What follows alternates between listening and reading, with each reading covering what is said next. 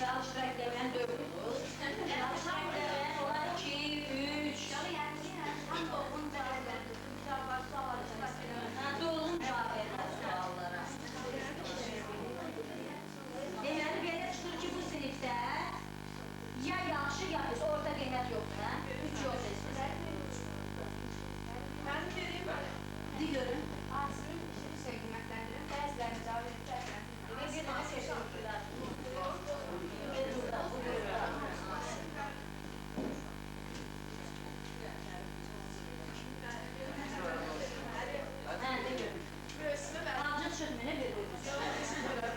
Möhsümə 3 verirəm. Çünki mənim heç vaxt əlini qaldırmadım. Belə oturmaqmış yazırsan.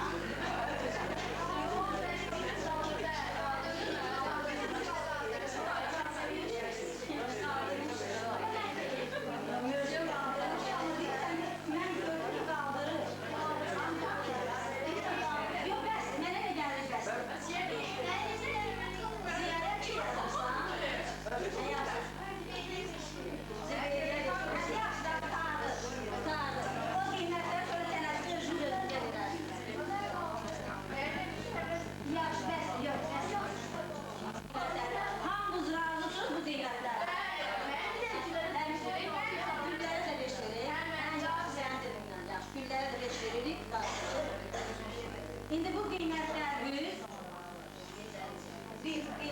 gündəliyə köçüləcək fərdi uşaqlara verilən qiymətlər. Gündəliklərimizi hazırlayıb, qoyun bura qiymətlər gündəliklərimizə köçülür. Bununla dərsimizi biz yekunlaşdırmış oluruq.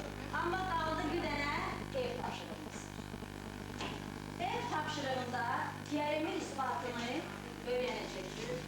Sonra bu teoremlə gündəlikləri qoyun, o bilə diqqətli olsun. Teoremdən sonra bir dənə nəticə gəlir orada. Nəticə belədir. Qulaq, tez otur yerim, mən özüm tapacaq kimi qoyuram. Tərəfdə yazacaq bunları. Bu teoremdən alınan bir nəticə var. Orada nəticə belədir ki, paralelogramın sahəsi, onun iki tərəfi və bu tərəflər arasında qalan bucağın sinusu hasilinə bərabərdir. Yarısı sözü yoxdur orada. Paralelogramın sahəsi, onun iki tərəfi və bu tərəflər arasında qalan bucağın sinusu hasilinə bərabərdir. Bilir ki, paralelogram nəyə deyilir?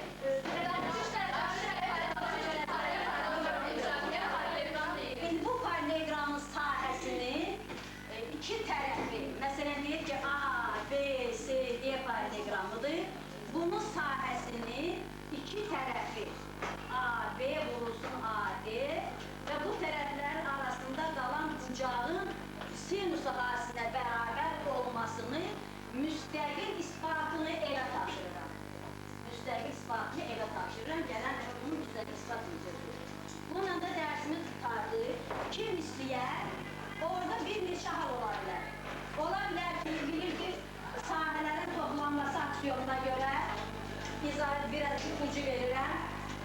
Bunun diagonalını çəkdir. İki dənə bərabər üçbucağın sahəsinə bu teoremi tətbiq edib ikiyə bıraxır. Və yaxud da ki, əvvəlki dairəyə görə. Tərəfi də həmin tərəfə çəkir. Dərsini tutar.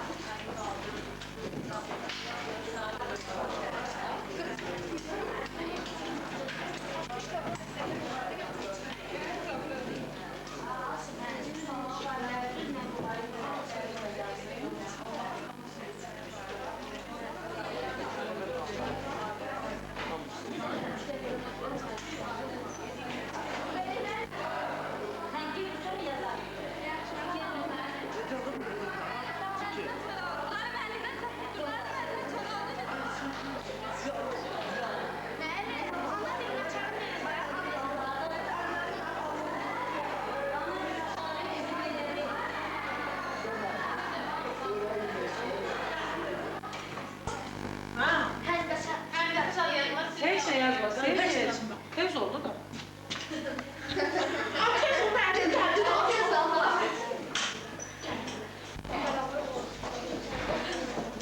Biz başlayaq olan açın gəlmişik, vaxtımız gediriz. Uşaqlar, bugün bilirsiniz ki, dərsimizdə açıq dərs keçirilir sinifimizdə. Ona görə qonaqlarımız da iştiraklarında az da olsa gələn, əvvəl onları da salamlayır, xoş gəlmişsən deyirik.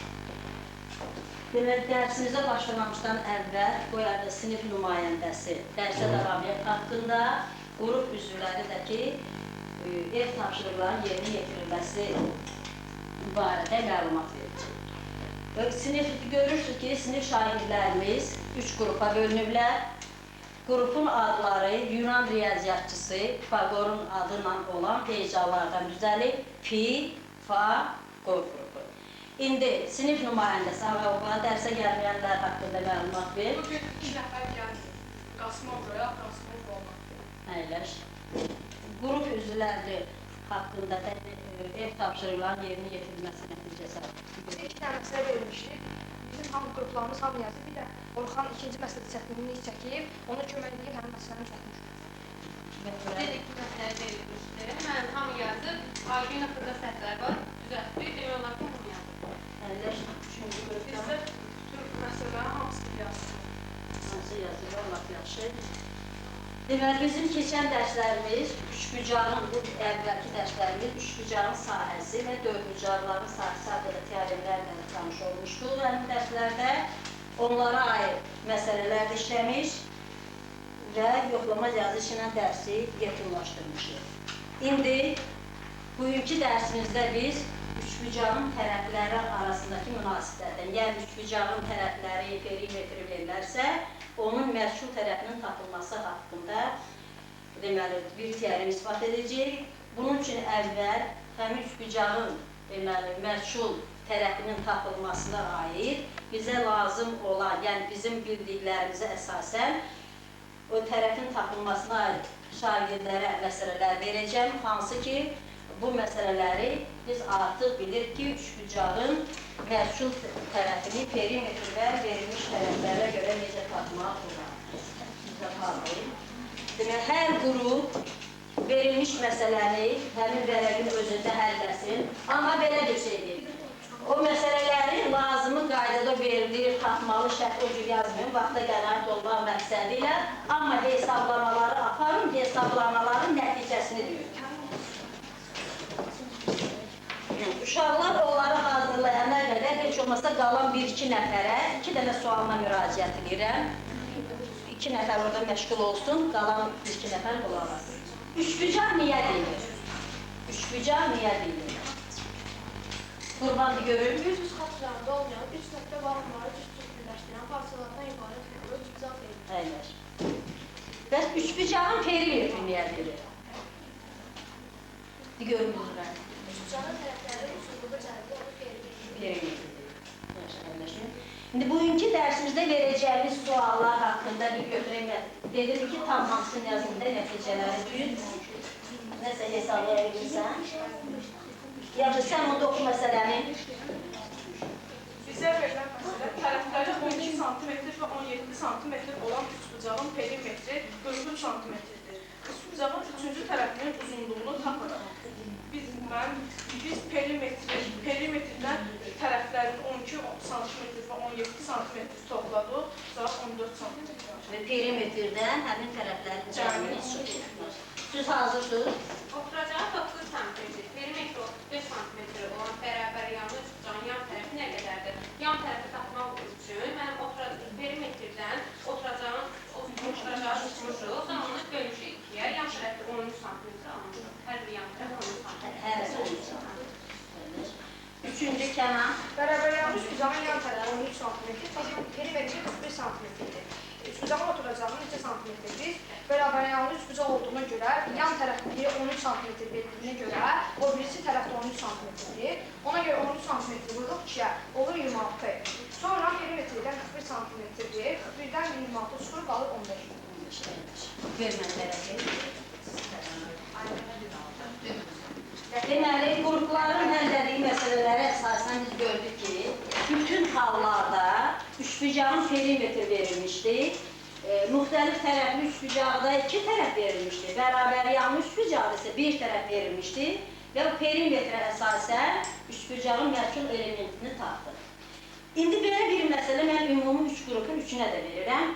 Götürün əlimizə başqa işləməyə belə bir məsələ verirəm ki, tərəfləri 6 sm və 8 sm. Qısa qeydiyyat götürün, tam yazın. Tərəfləri 6 sm və 8 sm olan üçbucağın üçüncü tərəfi nə qədərdir? Onu necə taparsınız?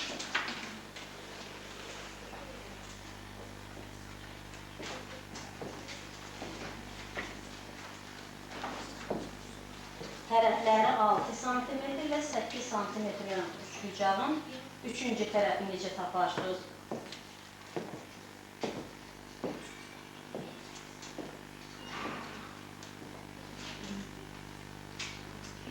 Nə oldu? Orada orada perimetr olmalı. Üçüncü tərəfə tapmaq. Məsələn, fikrim belədir ki, perimetr olmalıdır ki, iki tərəfinə görə üçüncü tərəfini tapaq. Başqa bir uşaq, nəsə bir fikri var? Məsələn, ola bilər ki, bu iki tərəfdən neçə santimetr böyük, neçə santimetr kiçik ola bilər. O da verilmir. Yox, 8-dən 6 çıxa bilər. Verilmir, bax, üçüncü tərəf haqqında heç bir məlumat yoxdur. Güzel.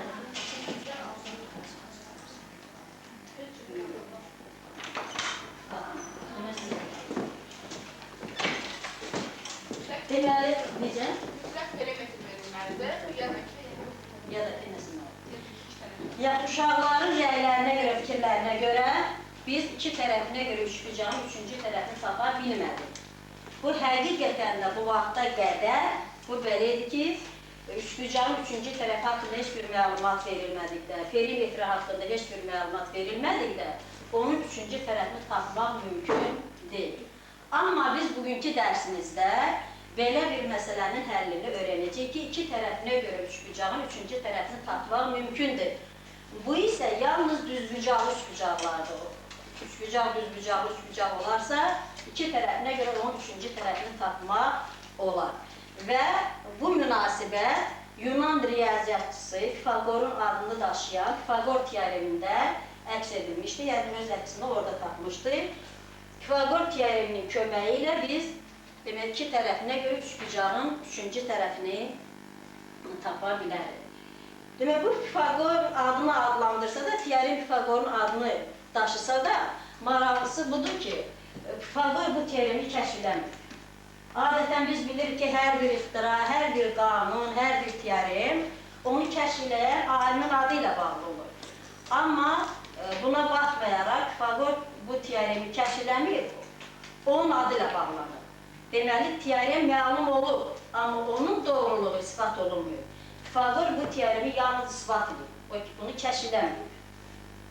Demək, ona görə də Pifaqorun adı ilə bağlanır ki, bunu ispat eləyən, sübuta yetirən Pifaqor olur. Bu teoremin 100-dən artıq müxtəlif ispat növləri var. Bu isbatlardan elə 48-ni Azərbaycan riyaziyyatçısı Nəsrəddin Tusi yerinə yetirmişdir, ispat etmişdir. Teorem belədir. Düzbucaqlı üçbucaqda hipotenuzun kvadratı katetlərin kvadratları cəminə bərabərdir. Düzbucaqlı üçbucaqda hipotenuzun kvadratı katetlərin kvadratları cəminə bərabərdir. Yaxşı, indi əgər biz düzbucaqlı üçbucaqdan danışacağıq və həmin teoremi ispat edəcəksə, gəlin əvvəl bu teoremin isbatında istifadə edəcəyimiz biliklərimizi bir qədər fəallaşdıraq. Düzbucaqlı üçbucaq niyə deyilir? Görün. Əyləş. Düzbucaqlı üçbucağın tərəfləri necə adlanır? Etibar.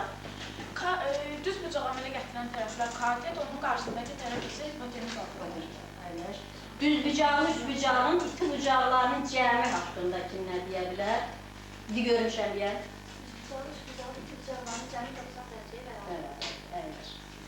Katetləri bərabər olan düzbucaqlı üçbucaqlar haqqında nə deyə bilərsiniz? Katetləri bərabər olan düzbucaqlı üçbucaqlar. İndi görmüşsən Rəqsanə? Düzbucaqlı üçbucaqların katetləri bərabərdir, onlar bərabərdir. Onlar bərabər düzbucaqlı üçbucaqlar. Əyləş. Düzbucaqlı üçbucağın sahəsi niyə bərabərdir? Düzbucaqlı üçbucağın sahəsi hansı düsturla hesablanır bərabərdir? Bir görüm Abdullah. Üçbucağın katetlərinin hasilinin yarısına bərabər. Sahəsi katetləri hasilinin yarısına bərabər. Bəs kvadrat niyə deyilir? Qurban. Bütün tərəfləri bərabər olan üçbucağına kvadrat deyilir. Kvadratın sahəsi niyə bərabərdir? Kvadratın sahəsi niyə bərabərdir? Əldi görüm, qorxa qaldırsın. Kvadratın sahəsi A-ya Demək, tərəfi A olan kvadrat sahəsi A. Başqa bir ümumi şəkildə necə verilir? Kvadratın sahəsi, bir görürsən, Tərəfi A kvadratına. tərəfi A olan kvadratın Sahəsi A kvadratına bərabərdir. Evet. Yəni ki, kvadratın sahəsi onun tərəfinin kvadratına bərabərdir. Sahələrin toplanması aksiyomu kim deyər? Sahələrin toplanması aksiyomu necədir? Bəxirədir? Fiqurun daxili ortaq nöqtəsi olmayan sonlu sadə fiqurlardan ibarətdirsə, onların sahəsi bu fiqurların sahəsi cəminə bərabərdir. Fiqur, deməli, daxili ortaq nöqtəsi olmayan sadə fiqurlardan ibarətsə, onun sahəsi həmin fiqurların sahələri cəminə bərabərləşir. İndi gəlin, bayaq dediyimiz teoremi ispat edirik. Teorem necə edir? Təpə nöqtələrin adını, yəni böyük hərflər və yaxud da ki, kiçik hərflərlə işarə etmək olar. Onda gəlin baxaq görün, bu üçbucağın kiçik hərflərlə işarə edək tərəflərini. AB tərəfini hansı hərflə işarə etmək olar? Kiçik S hərflə işarə etmək olar. Bu olsun S. BC tərəfi AC tərəfi.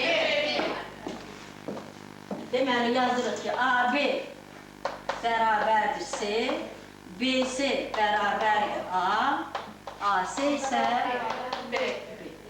Bu üçbucağın katetləri hansıdır, hipotenuzu hansıdır? Şu hərflərlə deyilir. Teorem necədir? Hipotenuzun kvadratı, katetlərin kvadratları cəminə bərabərdir. İndi həmin teoremi hərflərlə ifadə edək.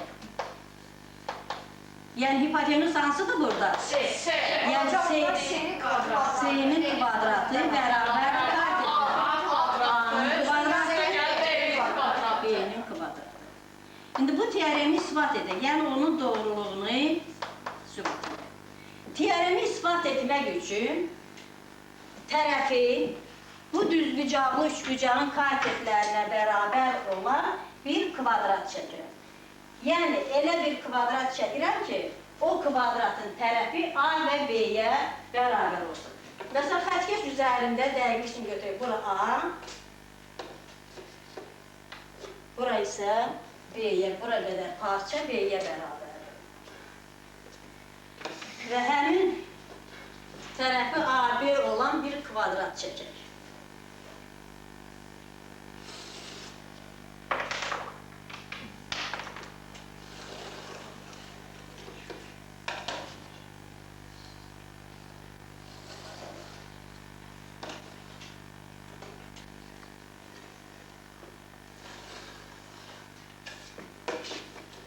Həmin kvadratın tərəfi üzərində verilmiş katetləri qeyd edək. Deməli, buradan bura dedik ki, A-ya bərabərdir.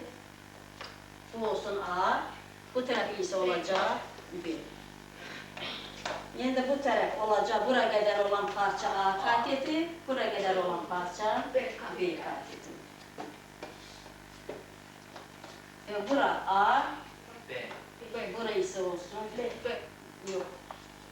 Burada tərsinə yazdık B. Və yenə də burada əvvəl A-nı götürək. Bura qədər olan parça A, bura qədər olan parça isə B. Yəni görünür ki, bu kvadratın bütün tərəfləri A və B-nin cəminə bərabərdir. Katetlərə bərabər olan parçaların uc nöqtələrini bir-birinə birləşdirir.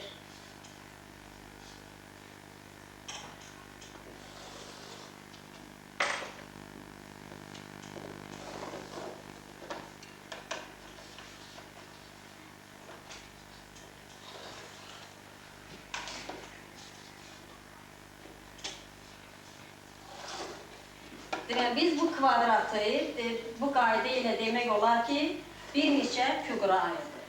Həmin kvadrat hansı fiqurlara ayrılır? Neçədə üçbucaq var burada? 1, 2, 3, 4. Bir dənə də dördbucaqlar.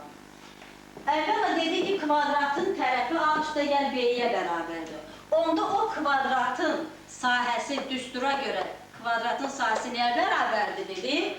Onun bir tərəfinin kvadratı. Bu kvadratın bir tərəfi nə qədərdir qurduğumuz kvadratın? A üstə gəl.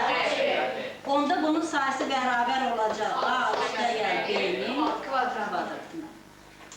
Başqa tərəfdən yanaşaq.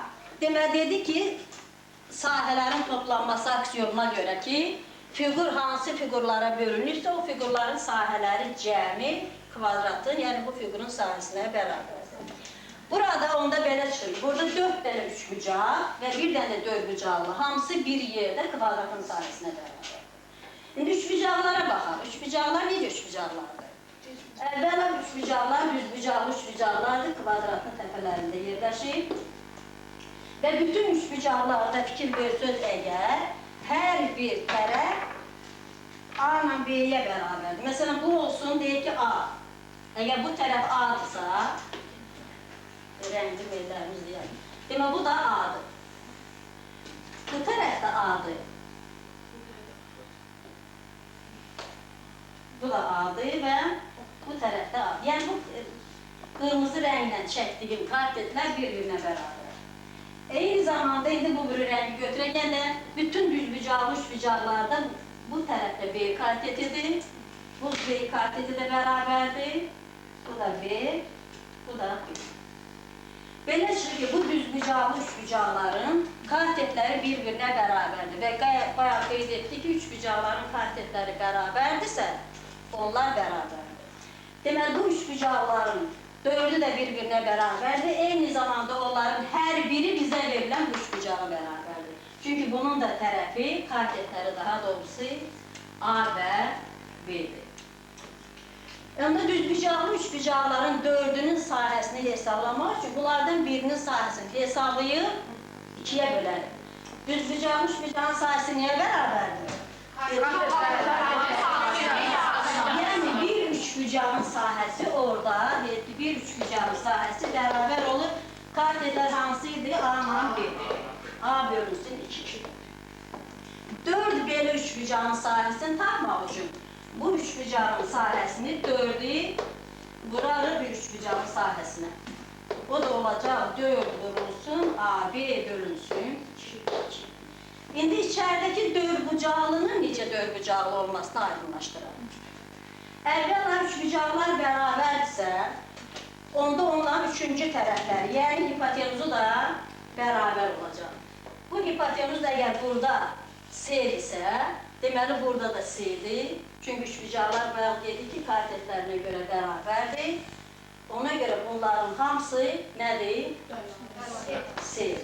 Deməli, dördbucağın tərəfləri hamısı bir-birinə bərabərdir. Qaldı indi axtaraq, araşdıraq ki, bu dördbucaqlı necə dördbucaqlıdır? Biz neçə dənə dördbucaqlı keçmişik. Bunun üçün, bax, buradakı bu O nöqtəsində olan bucaqları cəminə baxaq. Əvvəla görür ki, buradakı bucaqlı 3 dənə bucaq var burada. Bunlar üçü bir yerdə necə bucağı əmələ gətirir? Təpəsi O nöqtəsində açıq bucaq. Burada bucağın biri bu üç bucağın bucağıdır, biri ikinci üç bucağın bucağıdır, biri isə həmin dörd bucağın bucağıdır. Bayaq dedik ki, iti bucaqların cəmi, düz bucaqlı, üç bucaqlı iti bucaqların cəmi neçə bərabər? Bu üç bucağın iti bucaqları biri budur, biri isə budur. Yəni bu bucaqla bu bucaq ikisi bir yerdə nəyə bərabərdir? 90 dərəcəyə bərabərdir. Yazaq bucaq 1, üstə gələn bucaq 2 bərabərdir 90 dərəcə. İndi o üç bucaqda keçək, bu bucağı tapmaq üçün. Dedik ki, bərabər üç bucaqlarda, bərabər tərəflər qarşısında bərabər bucaqlar. Üç bucaqlar bərabərdir. Onda burada A kartetinin qarşısında duran bucaq, burada da A kartetinin qarşısında duran bucağa bərabər. Burada A'nın qarşısında duran bucaq hansıdır? 2. Deməli, burada da A kartetinin qarşısında duran bu bucaq da elə həmin bucağa bərabər olacaq. Və B'nin qarşısında duran bucaq da bu olacaq. Deməli, buradakı bu bucaq iki bucağıdır, o hele hemen burada ilk bucağının ikinci iti bucağıdır. Qalır burada bu yerden ikini tapdı, qalır burada bu üçüncü bucaq. Üçüncü bucaq ise dörd bucağının bucağıdır. Bu bucaqların üçü bir yerdə bayağı dedi ki, necə bucağı əmələ gətirir? Açıq bucağı əmələ gətirir. Yəni, açıq bucağın qiyməti neçəyə bərabər? Demək, bucaq 1, üstə gəl, bucaq 2, üstə gəl, bucaq 3, hamısı bir yerdə. Açıq bucaqdır. Açıq bucağın da dərəcə ölçüsü 180. Və burada 1 ilə 2 bucağı qeyd elədi bunlar. Düz bucağı, üç bucağın üstü bucağıdır. İkisi bir yerdə neçə dərəcə? 90 dərəcə. Onda buradan üçüncü bucağın neçə dərəcə olar? Bunlar 90'dır. 90. 90 qalacaq. Deməli, üçüncü bucaq da oldu 90 dərəcə. Yəni bu bucaq 90 dərəcə. Bu qayda ilə göstərmək olar ki, dörd bucağının bütün bucaqları düz bucaqdır. Bucaqları düz bucaq, tərəfləri də bir-birinə bərabər. Onda bu fiqur nədir? Kvadrat. Kvadratın sayısı niyə bərabərdir? Yəni S-nin kvadratı. İndi gəlin burada sahə aksiyonu, sahələrin toplanması aksiyonunu yazaq. Yəni 4 üçbucaq, 4 üçbucağın sahəsi, üstə gəl bir dənə o içəridəki kvadratın sahəsi, bərabər o böyük kvadratın sahəsi. Üçbucağın, 4 üçbucağın sahəsi, bir üçbucağın sahəsini tapdıq, AB bölünsün 2'dir. 4 üçbucağın sahəsi niyə bərabər olur? 4 böl 2. 4 AB bölünsün 2. Bu üçbucağın sahəsi, bu içəridəki kvadratın sahəsi nə qədər olur? Bunun da yerində yazaq S kvadratı və kvadratın sahə düsturunu lap əvvəldən yazmışdır. Niyə bərabər? Bax, burada cəbri bir tənlik kimi bərabərlik almışıq. Bu bərabərliyin sol və sağ tərəflərində düzəlişlər aparaq, açılışlar aparaq, silahlayaq və nəticəyə nə gələrik? Kim gələr indi? Burada nə lazımdır? Bax, tam ədəd kəsrə vurulur. Bu isə yuxarı baxın, müxtəsər vurma düşürlər. Gəl, yaz, görüm Kənan, bunu necə yaza bilərsən? Demək, 4 ilə bunu ixtisar apar, bunu da yaz. Nəticəni yazdır. Olacaq 2AB.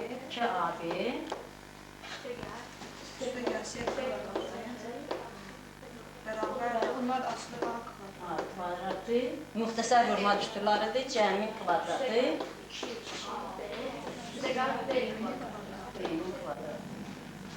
Sonra burada 2AB ilə 2AB 2AB hər tərəfdən eyni ədədi çıxsa, qalır S kvadratı bərabərdir A kvadratı. Üstə gəl B kvadratı. keçək. Bax, bunun da isbatı bizdən tələb edilir ki, S-nin kvadratı, biraz yoldaşımız biraz zərf yazır, B kvadratı. Deməli, bununla da biz teoremi isbat etmiş olduq ki, doğrudan da S həmin üçbucağın hipotenuzudur, A və B isə onun katetləri.